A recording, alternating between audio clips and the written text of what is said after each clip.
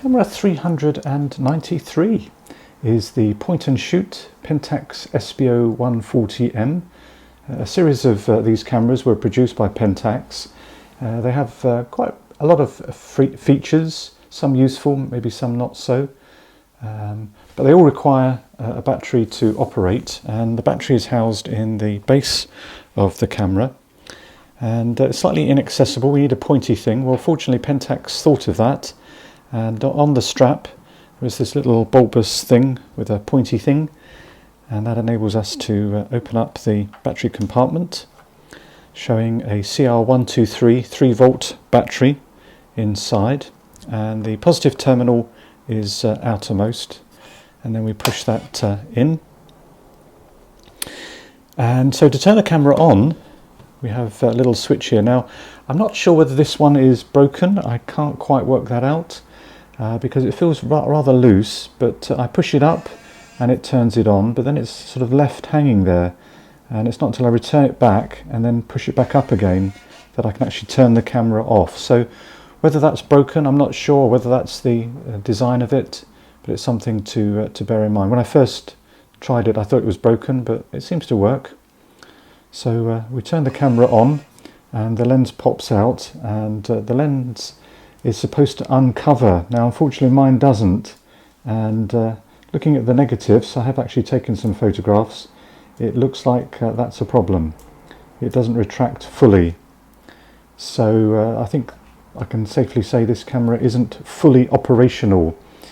So I think I've got one image potentially that I might be able to show at the end of this video. But interesting nonetheless to go run through this camera if you come across it. As I said, just as an addendum to the video here, never one to give up on a camera. I have discovered that the silver cap here that contains the lens blind can actually be taken off. There's a small indentation here, just enough to be able to prise it off, and the whole thing comes off.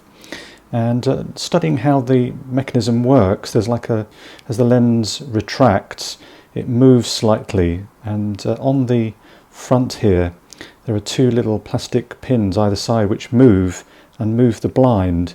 So through a process of elimination, I think I've discovered the orientation, and so now it looks like I have an uncovered lens here, and then if I turn the camera off and it goes in, it actually closes almost. So may have to just play around with it a bit more, because it's not quite, yes, on that occasion it's coming out. So there's an additional note there. So if you find one of these cameras that has this broken blind, don't give up on it, because this front does come off and easily clips back on, and just through a process of elimination I've been able to get it to work. So I thought you might appreciate that little side note. As I said, it is quite feature rich.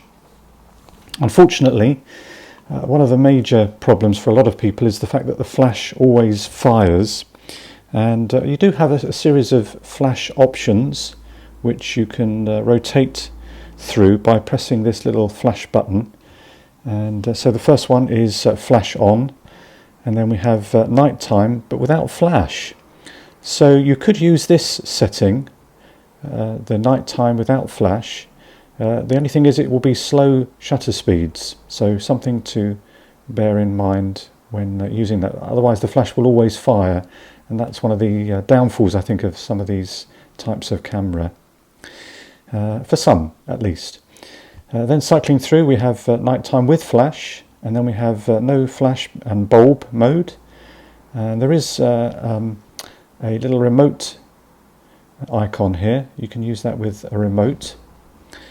And then the final one is flash with bulb. And then that's it. We have red eye reduction, another button, or on and off. The remote or the self timer can be activated with the third button. And then we have a couple of autofocus modes, which is nice. We have infinity focus mode, where presumably it will focus, and the camera will also presumably choose an F number so that everything is in focus. And then we have spot autofocus, And looking through the viewfinder, there are a couple of little, not quite sure what you sort of grid lines, I suppose you'd call them. And so when you're in spot autofocus mode, the idea is that you choose the little central focus grid line, and then if you use any of the others, again you use the different one corresponding to that. So there's about 3 different grid lines: spot, and then this infinity mode, and then the normal mode. I believe that's correct. I'm happy to be corrected if that's is not right, but I think that's how I've understood it to be. When you look through the viewfinder, you have an autofocus LED that light up, and then also when the flash is ready, that will light up as red as well. Our focus, sorry, not focus, our focal lengths go from 38 to 140. With this little rocker button that we move out, and then that's the full focal length of 140 millimeters, and then that's the standard profile of the camera. The camera is almost pocketable, but it does come, if you have it supplied, with a little pouch that can go on the belt, making it carryable then. Very plastic construction, not surprisingly, makes it quite light, and well, there we go.